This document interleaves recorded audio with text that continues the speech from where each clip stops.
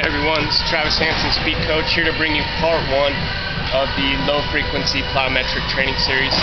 Real quick, I just want to define what a general plyometric is for those that may not completely understand the term. A plyometric is just simply a quick stretching or loading of the muscle, followed by a brief delay once that stretch is over, followed by a shortening or unloading of the muscle. So any sport movement that you analyze, whether it be jumping, cutting, running, sprinting, swinging, kicking, throwing, they're all plyometric based, and that's why plyometrics are so essential to an athlete's program, is because they satisfy the specificity, but also there's a number of other things that occur to your neuromuscular system that make you faster and more explosive when you perform the right type of plyometrics. And so that's a general definition. And then also I think it's important to distinguish and categorize between low frequency and high frequency plyometrics. A low frequency plyometric, which I think probably is a little bit more beneficial overall than the high frequency, even though you should do both types to cover all your bases and address the whole power equation,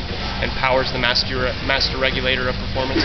But low frequency variations, they're just single or multiple extremely high efforts performed as fast as possible, and then high frequency are just single or multiple lower efforts performed fast as possible. So high frequency would be things like ankling, skipping, pogo jumps, jump roping, and the plyometric types. I'm going to save the low frequency types for the next part, because I go over the 10 most valuable low frequency plyometrics that are going to turn your strength into speed and power as an athlete, so stay tuned for that. But real quick, so we went over what a low frequency plyo is, and then how do they actually satisfy and build these qualities through our stretch reflex. So it's either stretch reflex or stretch shortening cycle, whichever one you're familiar with. You got the myotatic stretch reflex. So when you ideally load or stretch a muscle fast, minimize that delay. Electromechanical delay is what they call it, or amortization phase. And then shorten a muscle, there's two things that occur. First, you increase the number of motor units and the amount of muscle being recruited, and also the rate in which they're being recruited, but also you store more elastic potential energy in your tendons, so you're able to release more effort into the object or ground or whatever you're attempting to move and accelerate. So you get that bouncier spring action. I don't think you can really read my board too well right there, but it's just that bouncy spring action. That's what you're attempting to develop. Number two, landing skill. I think this kind of goes undermined a lot of times, but when you learn to absorb force and dissipate impacts effectively through proper landing skill with these low frequency plyometrics, you create better muscle balance, so you're going to recruit more muscles overall. And the specific angles of your joints when you land are going to dictate how well you recruit your muscles. So there's a certain positioning that you want to attain to be able to maximize what they call your length tension relationship, or just the perfect amount of stretch at each muscle, each joint, to be able to increase your strength and power output. I hope that makes sense. Number three, inter and intramuscular coordination. This simply just means, there's technical terms, but I always like to explain it in simple layman terms. It's just the coordination between a single muscle, and then also coordination between multiple muscle groups.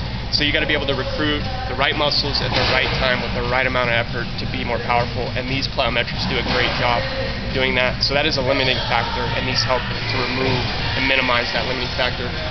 Number four, neurological inhibition. That's just simply getting the opposing muscle to relax. So if you're not doing stretching and shortening your muscles really quickly, or practicing that skill through these plyometrics, your nervous system, which regulates your muscles, isn't going to be able to, the brain and centers of the brain aren't going to be able to effectively cue the opposing muscle group to relax, so they allow the other muscle group to contract. So you just have that limiting factor. So one muscle has to relax while the other one shortens and accelerates. And it gets confused with flexibility. It's not flexibility, because flexibility training, you're flexible enough to be able to get in these positions and stretch your muscles, but your body's not letting you do it, because it's more reactive based. It's just a timing issue that you got to resolve. And then number five, sport and skill specific, like I discussed and mentioned at the beginning, and that it lets you work on speed and power specifically, and then also it's an opportunity to work on the specific patterns that are going to be present many times in sport. in different sports. So that pretty much covers everything I wanted to discuss in regards to low frequency plyometrics. Hope you learned a thing or two, and be sure to stay tuned for part 2. Thanks for listening.